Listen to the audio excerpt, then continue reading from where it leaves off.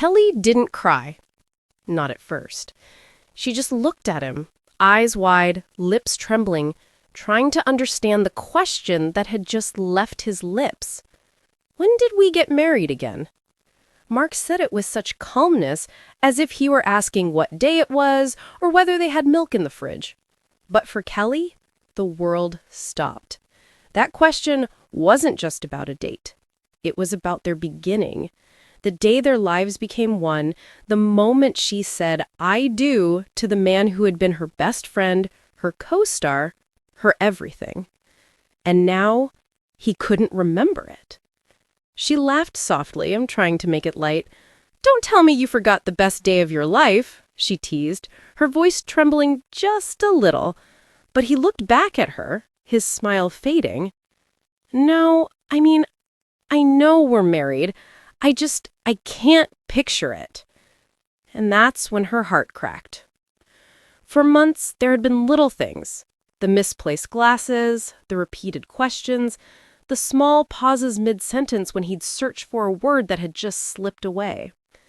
Kelly had joked at first that it was just stress, or getting older, or too many early mornings on set. But deep down she knew something was changing, something she didn't want to name. She began leaving notes for him around the house, little reminders tucked into the corners of their life, a label on the drawer, a sticky note by the coffee pot, a soft whisper of help he never noticed, but always needed. Every morning, she'd watch him carefully. Is he himself today, or is he drifting a little further away? And when friends or fans said, "Mark seems tired lately," Kelly would smile, nod, and change the subject. Because saying it out loud made it real, and she wasn't ready for that. Then came that quiet Sunday morning, sunlight spilling over the kitchen table, coffee steaming between them, the smell of toast in the air. And with one innocent question, everything changed. That night, when he went to bed, Kelly stood in the hallway and finally let the tears fall.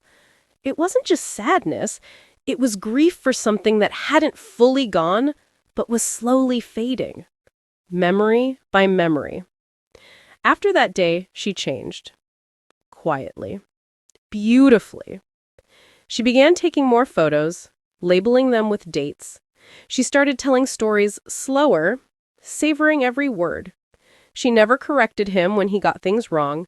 She just smiled and let the moment pass.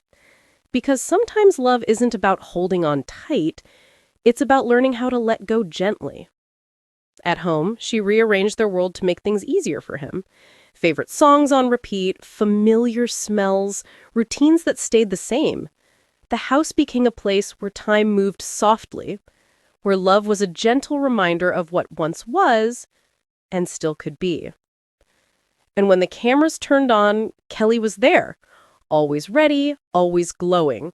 But now, every time Mark paused or stumbled on a name, she'd step in with a smile, finishing his thought, saving him from the silence. The world saw a perfect couple, charming, funny, full of chemistry. But behind that perfect rhythm was something deeper. A woman holding together a love story that memory itself was trying to erase. Her co-host started to notice the quiet glances when Mark lost his place, the subtle nods when she jumped in to help.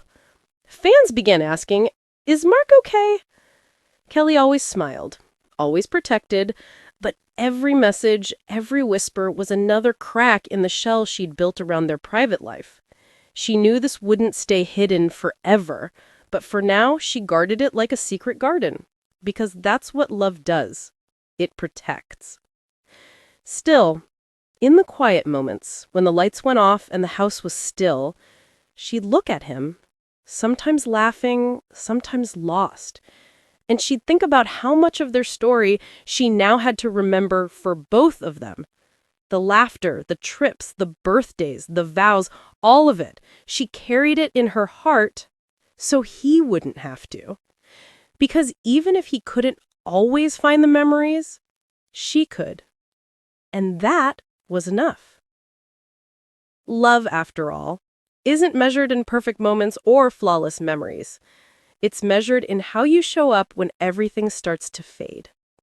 So if this story touches you, take a quiet second. Think about someone you love, someone whose laugh or smell or voice you never want to forget.